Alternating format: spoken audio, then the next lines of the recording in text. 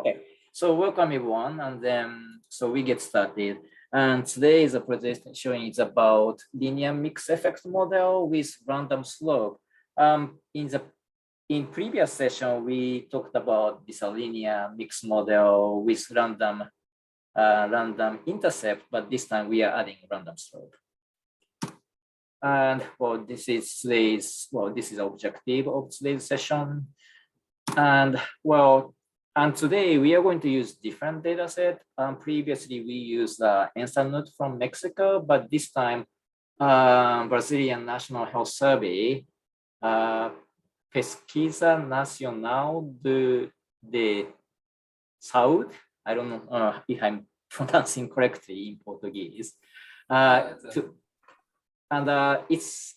found typo. This is not 2018, but 2013, which include only male adults aged 20 to 69 years old. And the sample size is this one, about 11,000, and which includes these variables. And same as previously, this data set is modified to avoid the issue of confidentiality. So the values are modified, so you may not want to use this one for actual analysis. And this is a data set so that you can play around with the do file I attached, or I included in the sessions folder. And well, and the study aim is this one. It's going to be simple. And we want to assess the association between blood pressure, which is represented by systolic blood pressure or SBP, and age, accounting for possible difference in its association across city. And this is a notation. By the way, when I move this cursor, can you see the movement of cursor? Yes. You do? Yes. Okay. Yes. Maybe I change to the point. Maybe this one may be better. Okay, so the model is this one, SBPIJ, which means that systolic blood pressure of J's individual in city I is given by beta naught I. So this is city specific intercept plus beta 1 I for age. So here we see I again, beta 1i. So the slope also differs by I, and plus residual. And I was looking at the data set and I saw, but I couldn't find out any other variable apart from age, for which I consider as a random slope. So I thought that, well, maybe this may not be a good aim since I was not able to find a good reason why the blood pressure was association between age and blood pressure changes varies by city, but I selected this age for the demonstration of random slope model.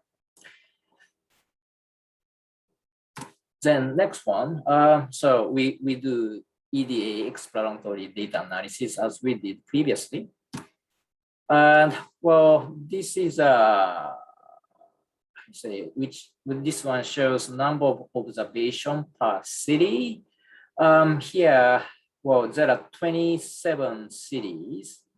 And when we look at the number of observation in each city, the minimum, the city has about 200 observation. And the biggest city in terms of sample size is 980 within the city. So this is much larger as compared to the data set we saw in Mexico. And this is the distribution of the number of sample size by city. So this is a histogram. So many of them have about this, well, this sample size per city, about 200 up to 400 or 500 per city. Okay, sounds okay to me. And then, so the main thing, we want to know the association between SBP and age. And this is a scatter plot or plotting each individual value and I superimposed lowest curve, and it looked very, very linear. Well, at the same time, I dropped people after 70 since the trend was not linear and it was not that appropriate for this purpose. So for this reason, I dropped people above 70. And well, this time since we see variability across mean, so I just took out this lowest curve, and also I fit a linear regression to see that, to make sure that age and SBP is associated linearly. So now I said we were interested in the association between age and blood pressure, but accounting for possible difference in association between age and systolic pressure.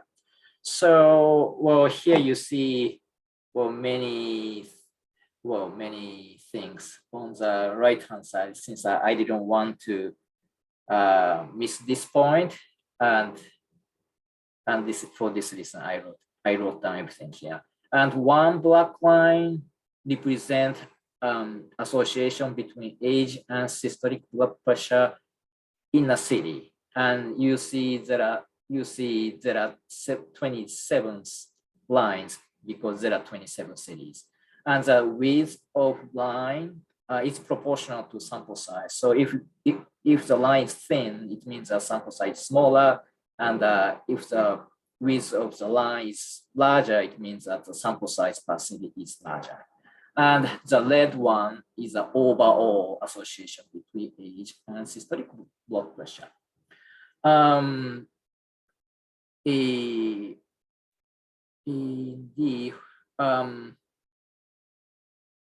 we go to the second. How I get this this black line, I fitted ordinary linear regression for each city, and I got fitted line and I plotted on this chart.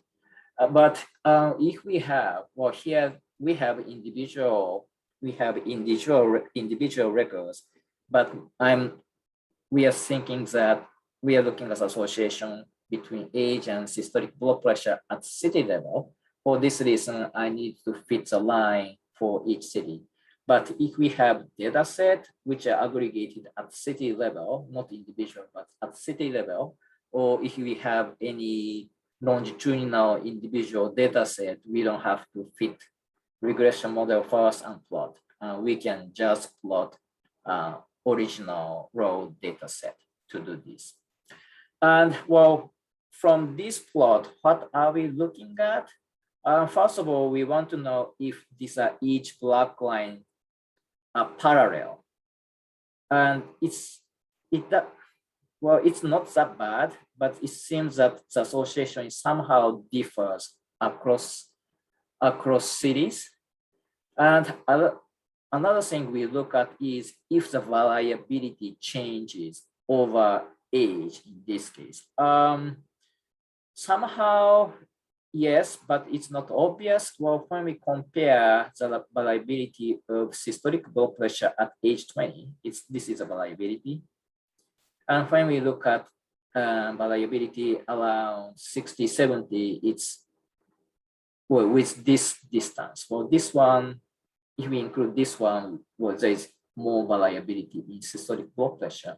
So it seems that there is change in variability across age. And this is something random slope model can capture. Next slide, this is another way to explore the change in variability. So the red one, so what I did was I fitted a linear regression on the entire data set, and I took the residual and I plot.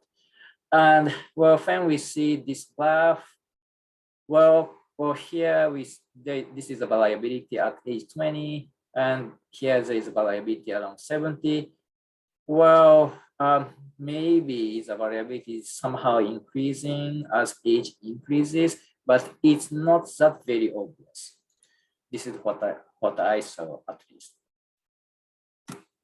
Then also we want to know if the variability of systolic blood pressure varies across city. And I used box plot, and it seems that they are kind of similar across cities. So across cities.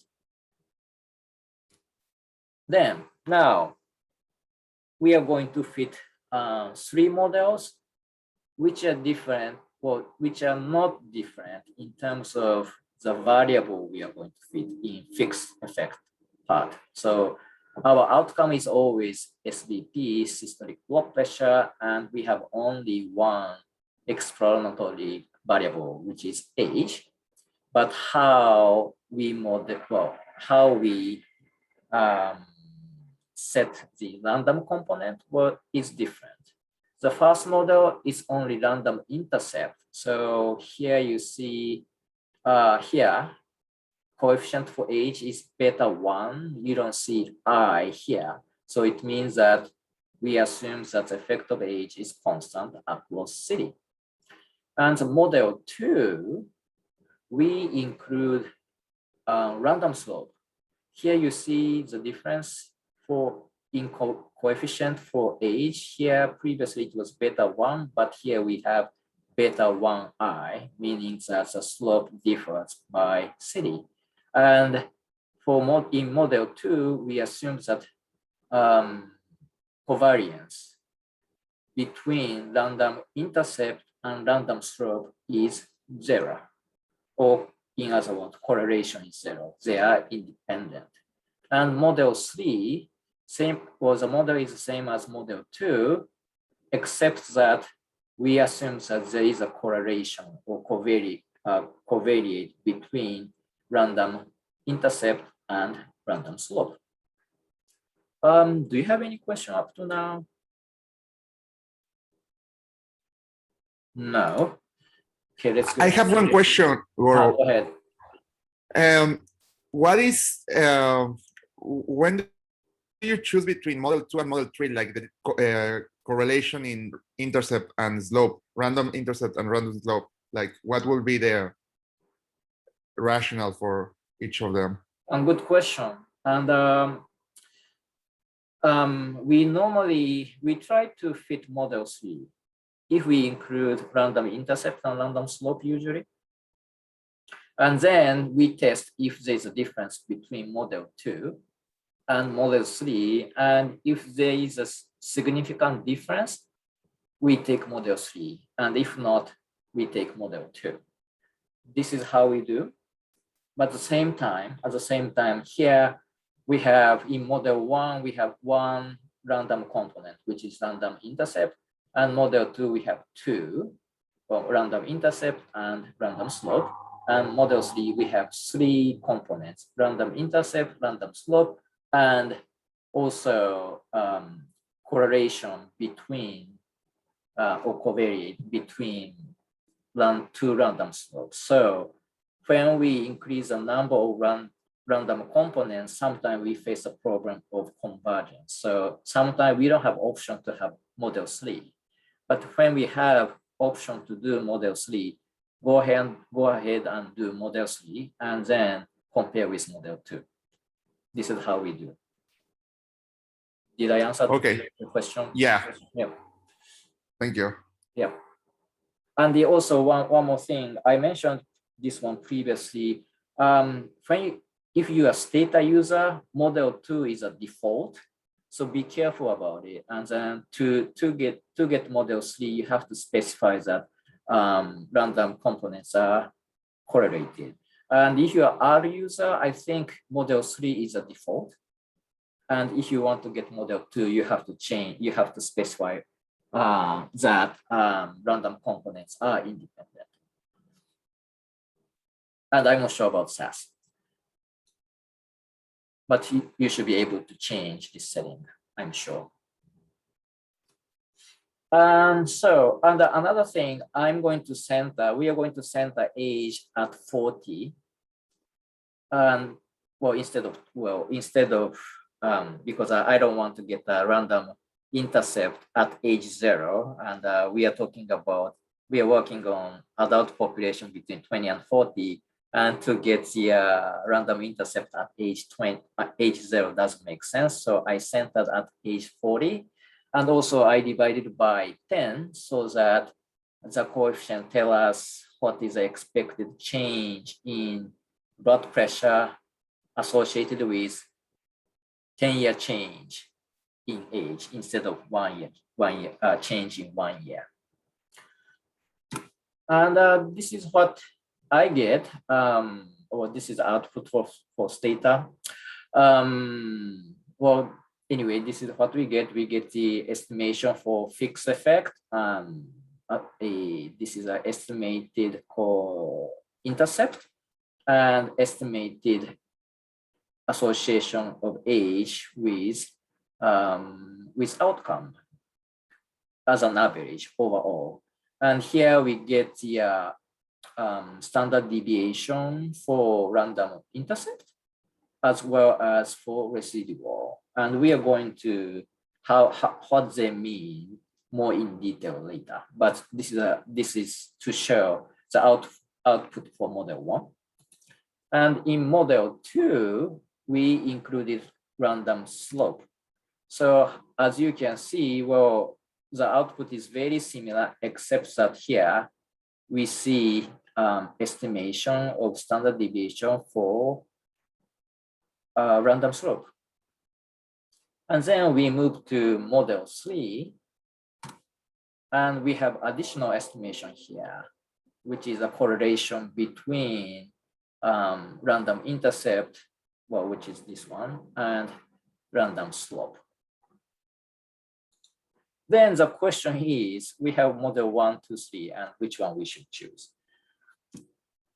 This is an area where there is no consensus, I think, as of now. If I'm wrong, please correct me. And if you know, or if you do different method, please raise your hand and make comments. And basically the problem is as follows. When we want to compare random effects, the problem is this one. So our null hypothesis is, well, there is no random effect here, which is 0. And alternative hypothesis is variance is more than 0. So it's bounded at 0. For this reason, we cannot use likelihood ratio test as it is. And this is a big thing. So, but we are going through. And for this reason, we combine different methods to know, well, to identify the best model for us. We use AIC, well, goodness of fit, comparing fitted value and observed value. And the last one, we also look at the change in coefficients of variable of interest. Well, I said we, but at least I. And it's in gray shaded because we have to be careful about this, because when we compare model, we should not choose a model which has higher p, well, which have more significant result, etc. We shouldn't do that. But what I wanted to say is we compare coefficient across models, and then if they are similar, it may imply that, or it doesn't matter which model we choose.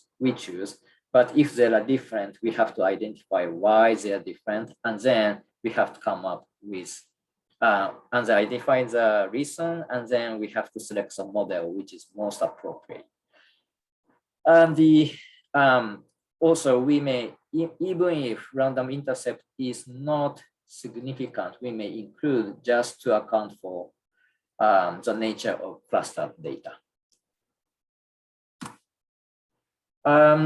So this one shows the result of likelihood ratio test. Well, this one is comparing random intercept model and ordinary linear model. So we didn't it means that we don't consider clustering in the data set. And well, this is a output from Stata, and I'm not sure what kind of test other packages provide, but here it says that, well, likelihood ratio test comparing these two model, this model, random intercept model, and ordinary linear model, the likelihood ratio test star is equal to close to 0. So it means that there is a huge difference between these two models. So it implies that better to use a random intercept model.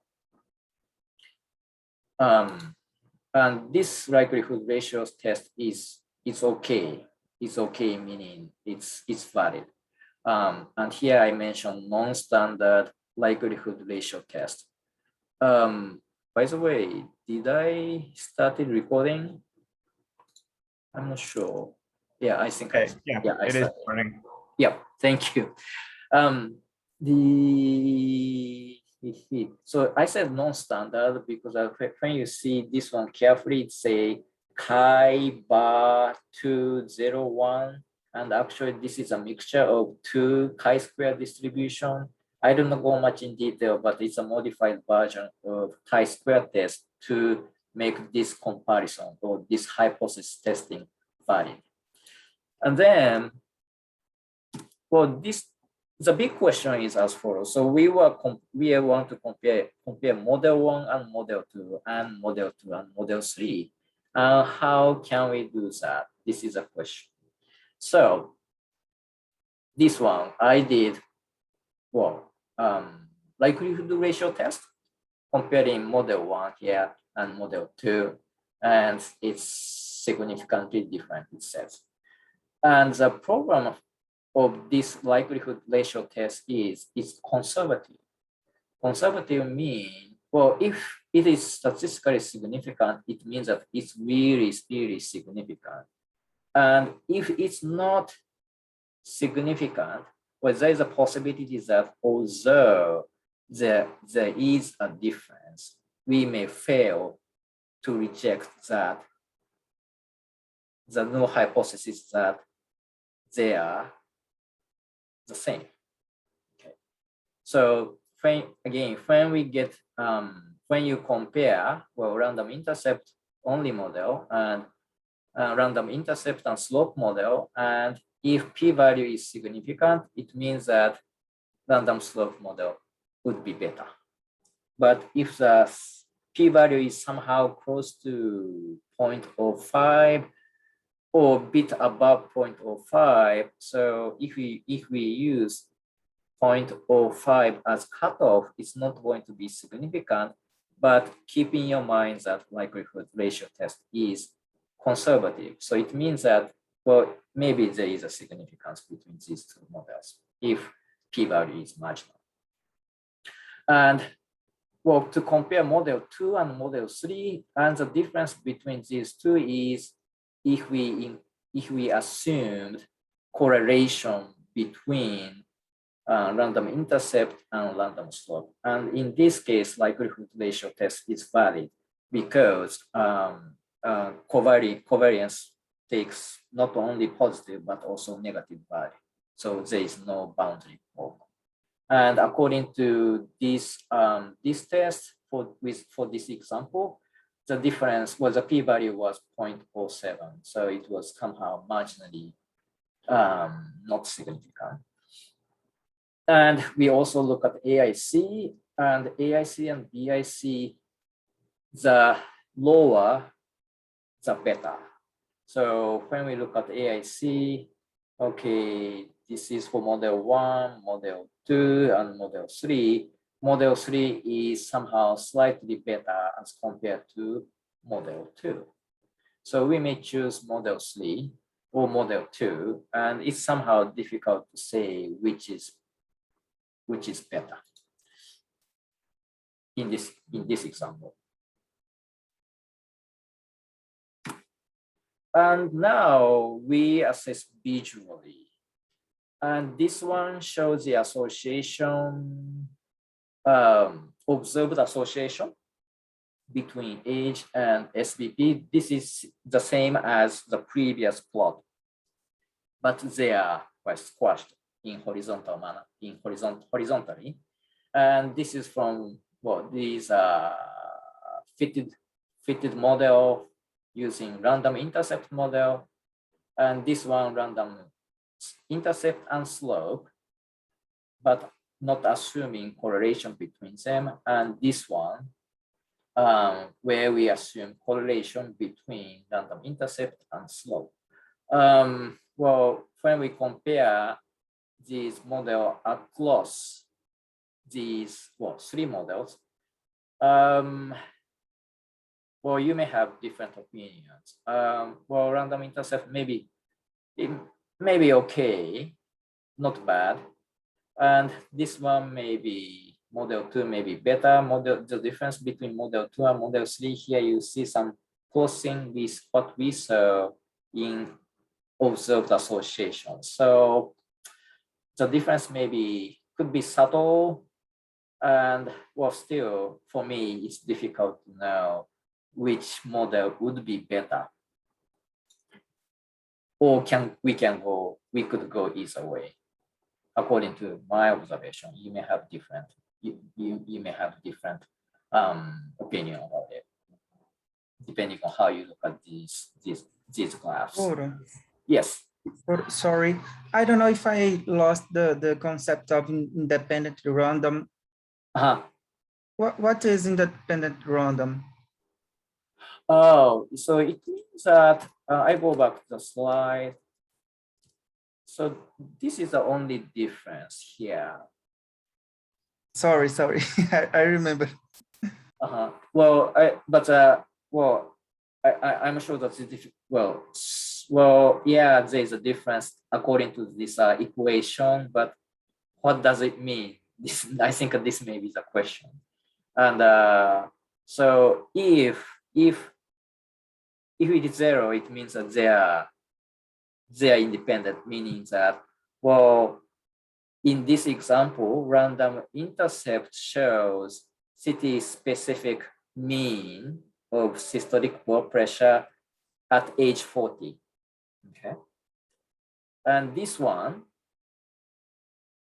B1I, sorry, beta 1, well, what I said it was this one, beta not I.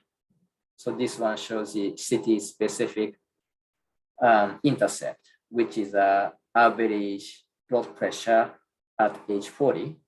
And this one means city average slope. In other words, how increase in age by 10 years is associated with how much increase in blood pressure. And if it is 0, it means that there is no association between these two components. And if we assume that there is association, if it is positive, it means that if the mean blood pressure is high, the slope is also higher. And if this is negative value, it means that it's negatively correlated. So it means that if the blood pressure is high, the slope is going to be less steeper. This is going to be the meaning of having, well, we assume that there is a correlation between them. And this is more flexible since we are including more term. Did I answer to your question, Firmino? Yes, More or less. And then, well, come back to me, and if I'm going to touch on this issue, and then if it is somehow unclear, please raise your hand again. And we go back. We go back to this place, and then, okay, this is how, well, this is a difference in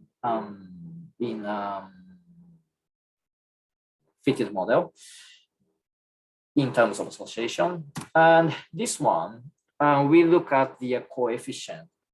This is coefficient for fixed part for age and for intercept from model 1, model 2, and model 3.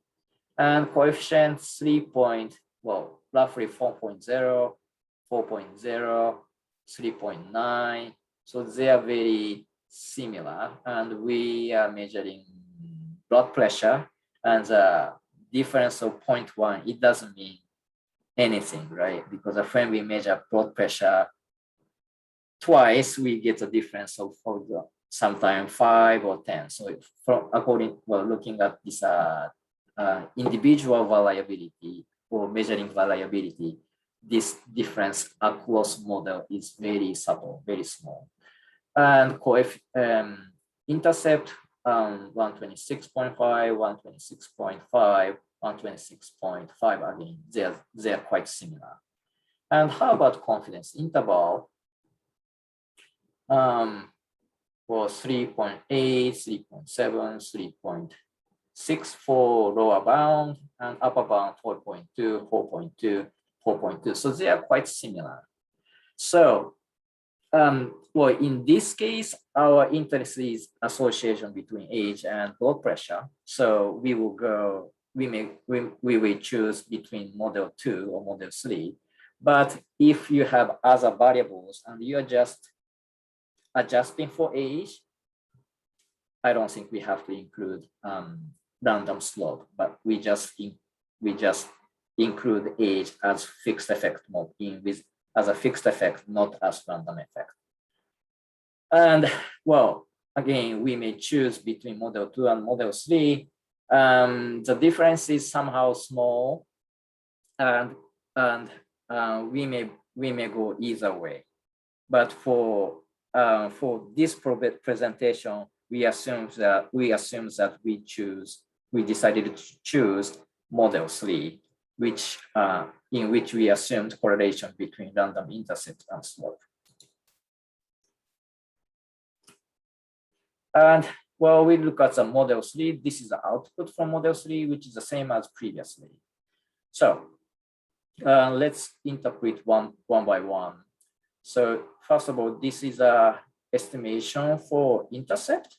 So average SBP at age 40 is 126 millimeter mercury.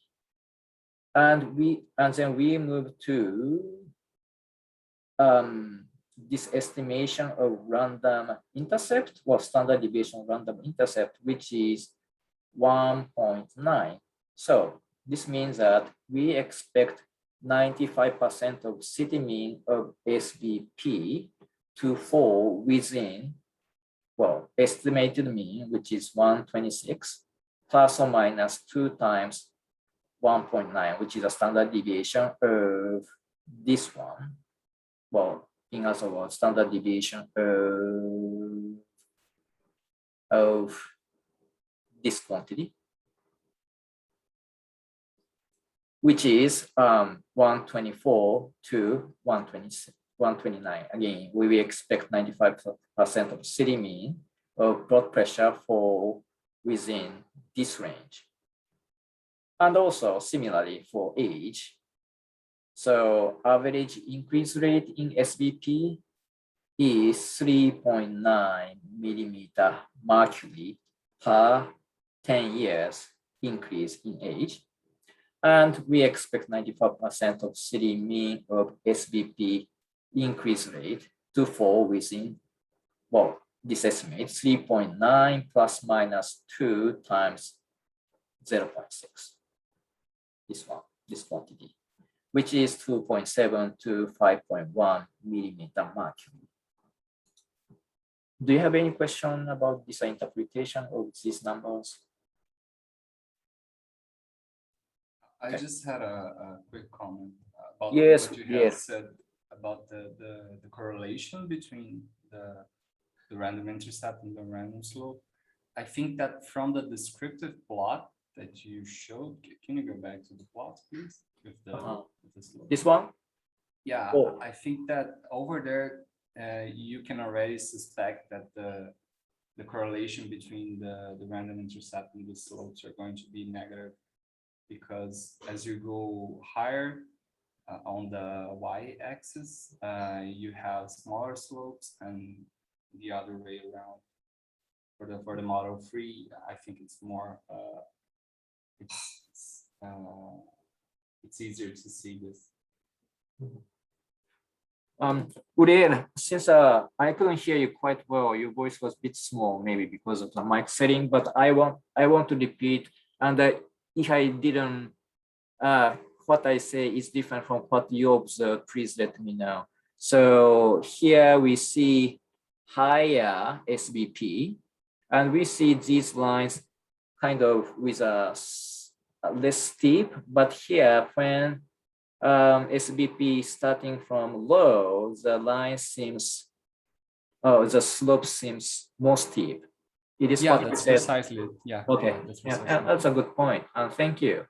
And you have better eyes than me. I didn't pay attention that much. Yeah, you're right. But I think it makes sense, right? And kind of, and well, it makes sense. I think it makes sense. But this is, again, as Uriel mentioned, well, this is what we observed in this graph. Thank you very much. Oh, so, okay.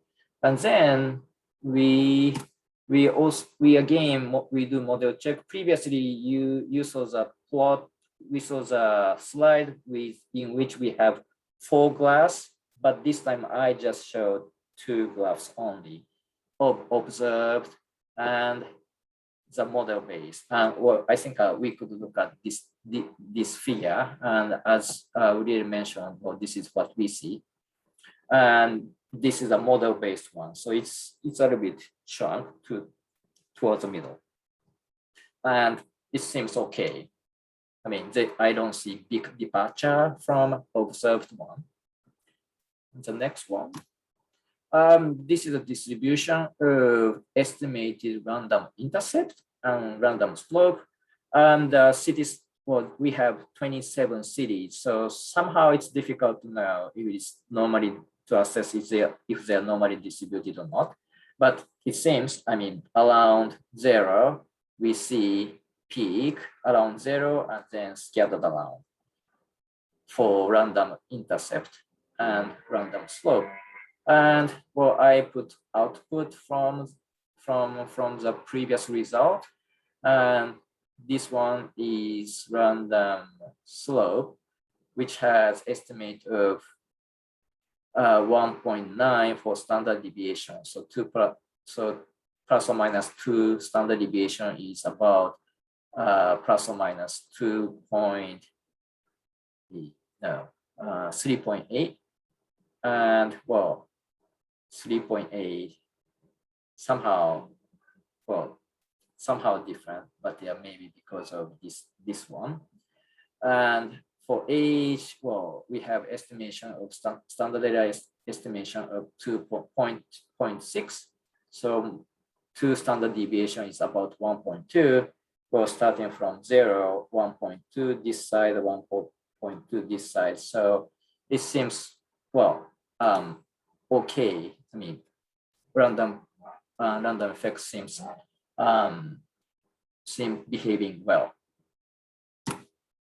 And the last one, this is a plot of random intercept versus random slope, and we see negative correlation between them, which was reflected by this quantity, negative 0.89, which is an estimation for correlation, negative correlation between these 2 random slopes.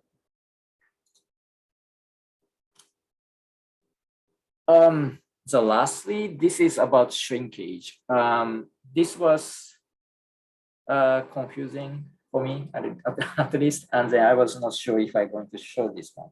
And I showed the result from model 2, well, this one, these 2, and model 3, these 2.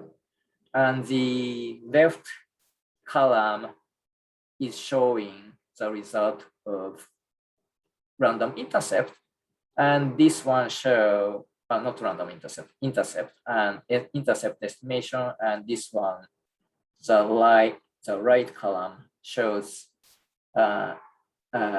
slope, and horizontal axis shows estimation from random effect model, model 3 and model 2, and vertical axis is come from the ordinary regression model fitted for each city.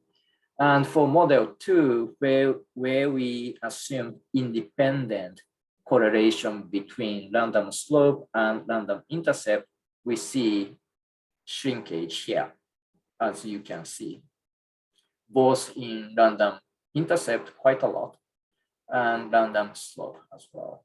And when we go to model 3, here we see shrinkage for slope, but we didn't see shrinkage in intercept, which is because we included correlation between these two terms.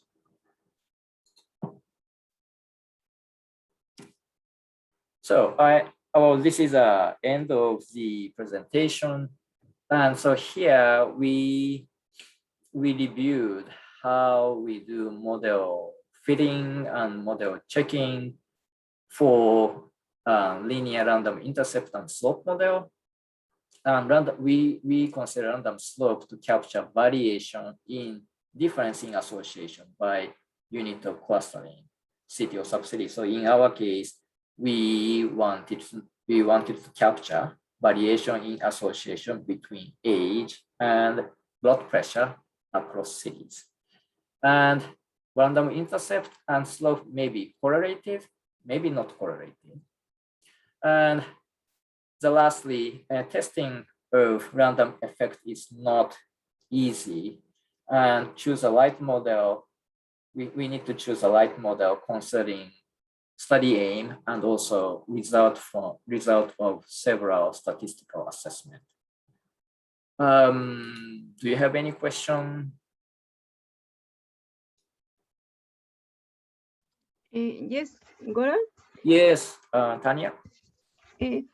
What of all these results do you report when you are writing your paper? Because you have to do a lot of tests, no, before and visualization. So, what do you think is needed to report? I think, well, what we are going to report is maybe this table. I mean, of course, not this table, but I would show this table. Well, this is a mean effect.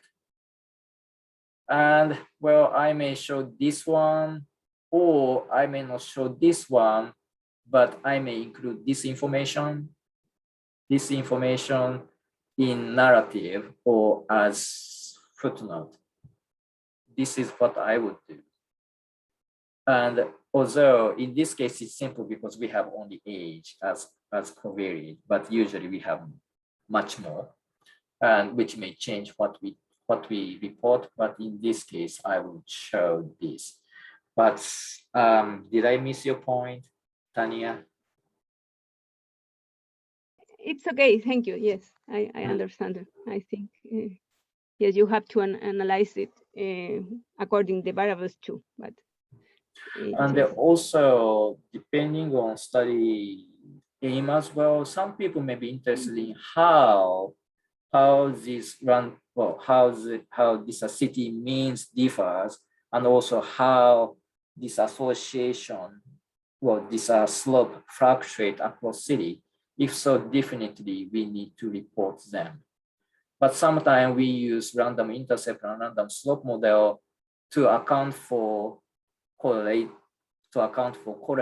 data. And in this case, this part is going to be very unnecessary. So you don't have to report because you wanted to account for this variability, but you are interested in mean effect, which is usually the case, which is often the case, and we may report only this one. And this information you may not include at all or you may include as a footnote or something like this in the narrative. Thank you, Tanya. Thanks. Any more questions? Hi, Goro. Yes, thank you for the presentation No problem. and explanation. Yeah, I'm wondering when we submit to PNP, I have seen usually that people already mention if they are going to use random and slope intercepts and slope. So what is your suggestion now? I'm thinking that the better is to say that it depends on also on the analysis, right? The exploration of the data. I think so. And random intercept, I think yes or yes, I think we have to include in case of Saddleback, since we are always talking about something at city level. Well, I mean, because we are using correlated data, doesn't matter if you are using survey data or we are using vital statistic data. And random slope, yes, as you mentioned, it depends. And we start from simple model and we go to somehow more complicated model. And so as I mentioned in one part, for example, this one, we were interested in association between these two things, age and blood pressure. And we also assume that association varies cities. So specifically, we were interested in this different association across cities. In this case, the person should mention random slope in the proposal. But if this is just for adjustment, I don't think we have to think about inclusion of random slope in general. Although when we do longitudinal analysis, we many cases include time as random slope. So I cannot give the straight jacket answer, but in general, we include some random slope when we are specifically interested in different association across cluster units. Did I answer to your question? Yeah, thank you. Thank you, Goro. Any more questions? Hi, Goro. Yes. Thank you for the presentation. I have a question about shrinkage. Like, what are the implications of that? Like, what do you think about it? Like, is good or bad, or when is and like, what is the what will be the definition of shrinkage? Definition of shrinkage is whenever we use mixed effect model, we expect this shrinkage, and meaning that intercept and slope, they are going to be the smaller in mixed effect model as compared to observed. This is a meaning of shrinkage. And what is the implication? Good question. And after you see this, what do? Maybe nothing. And you just know that the level of shrinkage that happened during this mixed effect fitting procedure.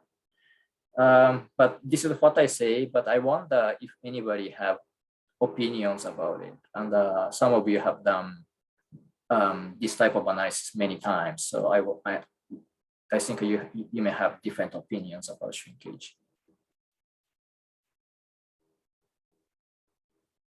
Uriel, do you have any comments about shrinkage? No, I think that's it. Okay. I mean, it's inevitable to do it when you're using a random effects model. I mean, Yeah, as a good term, or it's inevitable. And when we do mixed effect, this is what happens.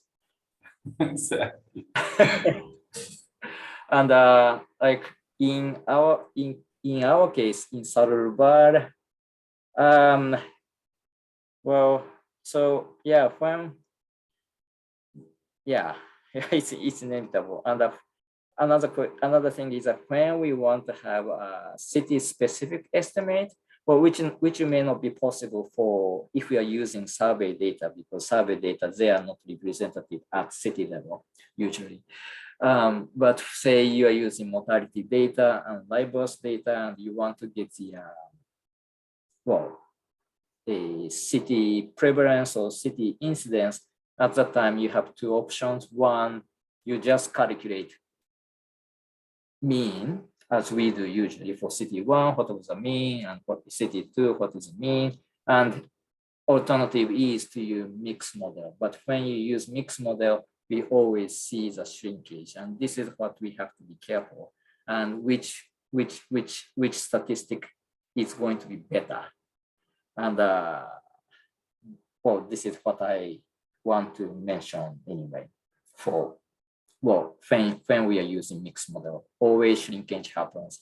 And when you want to report city specific one, you have to make a judgment. Which are we going to report something we get easily or without regression model, or using this mixed effect model? Thank you, Uriel, for your contribution. Any more questions? All right. So if you have any additional questions, please let me know. And about the schedule, next one is November 12th, and we are going to move to logistic model, which I see, especially among those who use survey data. And for December, still the topic is not decided, and this is a topic in my mind, but if there are any topics you think we should cover, please let me know. And presentation slides, recording, and used code in data are posted in this session's Google site. And if you want to receive email about this session, about update or reminder, please email Octavo and me. So this is the end of the presentation, and thank you very much. Thank you, Goro. Goro. Thank you. Thank you, Goro. Bye, everyone. Bye. Goro, bye everyone.